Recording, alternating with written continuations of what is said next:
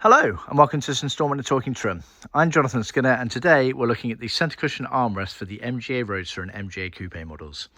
What this video is going to be doing is detailing how the armrest is actually fitted to the carpets. I'm going to give you a bit of an overview of how it was done originally and then some aftermarket takes that are a bit easier. Let's start with the bare basics. So we're talking about the Centre Cushion Armrest. This is the MGA Coupe. This is the MGA Roadster. The armrest was pretty much identical. The only difference was the Roadsters had this pleat going down the middle of it, whereas the Coupes were just plain standardly. But the overall concept of how they're fitted to the carpet is exactly the same. And in fact, the carpet is exactly the same. And what I've got here is the relevant carpet piece, effectively for the prop shaft gearbox tunnel area of the carpet that it's fitted on. And then I've got the Centre Cushion armrest that we've made for a customer. And the way they originally did it, and you can just about make it out in these photos here, was the edges were stitched all the way round to the actual carpet. And then you effectively put a slit down the middle of the carpet on the back there, and you jammed your foam padding in and moved it around and tried to get it to look as neat as possible. Quite a tricky job to do. One, you need sewing capabilities at your ends, and two, even after that element of things, you can see here just how untidy it can get, because you're kind of limited with the amount of trimming ability you've got, because you're just working in such a confined space up and underneath through the back of the carpet there. Now, as standard, we don't actually supply the carpet with the Centre Cushion armrest pre-attached.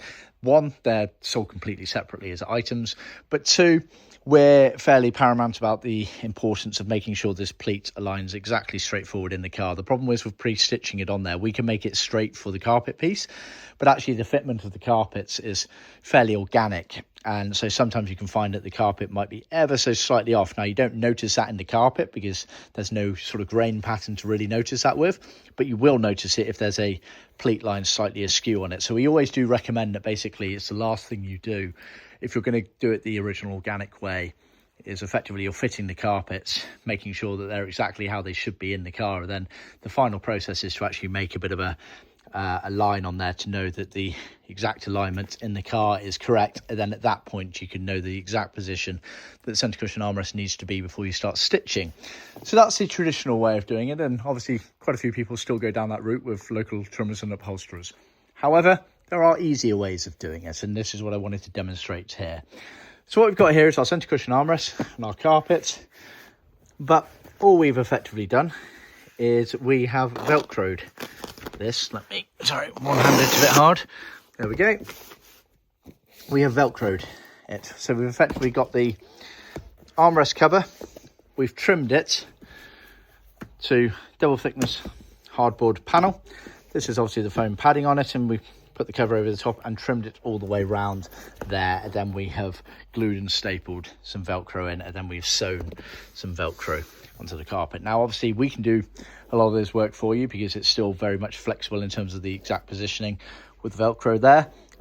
So we can offer now fully trimmed up units, versions of these effectively, and we can put the Velcro on, or we can just give you two strips of Velcro and you can decide that ultimate placement at your end. Now, obviously with Velcro, you can get the sticky back Velcro to stick to the carpet and maybe a bit of glue, and job done at your end. Obviously we have the resources to actually stitch them in place, so we can do that if you want, but that's a neat workaround basically. So you're effectively doing all the hard work of actually trimming the armrest and getting the nice angle and finish on it and nice plumpness to it, and then you have such flexibility within where you put that sort of left to right, front to back sort of thing.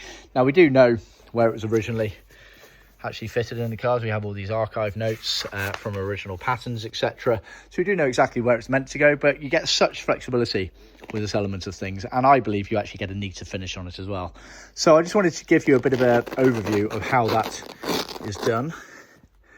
And now, effectively, we are going to start offering that as an option for your armrest. So if you like that element of style to it, you don't mind not going, strictly speaking, down the original route of stitching it round, then we can offer this for you as a fully trimmed unit ready to go. And then if you're getting a carpet set from us as well, we can potentially prep that for you as well. But I'd say the main important one is getting this to this stage here. The rest of it is fairly easy for you to do at your end using local resources. So yeah, just a note as well on trimming the armrests as well. They are not plug and play items, and what I mean by that is you can't get your cover and just stick it over your foam and your panel at the bottom there and affect it and expect it to be the exact shape you want it. The top edge tends to be fairly accurate, but this back edge here, you are actually putting a lot of pressure on it to get that angle down. If you look at the angle that we're getting down there compared to the foam there, you can see that we've had to really compress this down, and that is very important. That's all part of the trimming process. That should be really going for most things you trim, is don't expect them to just be plug and play. You are meant to put tension on them, and we deliberately make our parts deeper on these edges here, so it actually gives you something to grab and pull around. So we often get questions, sort of people just put the cover over the top of it, and you might be a bit short on the cover there, and they think that we've made either the foam or the cover incorrectly. That is not what we do. We do these things by design to try and make you think and to force you into effectively applying the correct amount of tension to get the nice finish. And as you can see, you get lovely results if you do it the correct way. So yeah, just wanted to do a bit of a crash course guide, should we say, on originality versus, should we say, slightly easier aftermarket versions there. Hope you found it useful. Please remember to like, share and subscribe with other classic car enthusiasts. Obviously, if you've got an MGA Roadster or an MGA Coupe that you're in the process of restoring, do please get in touch via our website. Links in the description at the bottom here. And of course, please stay tuned to all of our other videos, some of which will be listed at the end of this one. Thanks for tuning in, and I'll see you next time.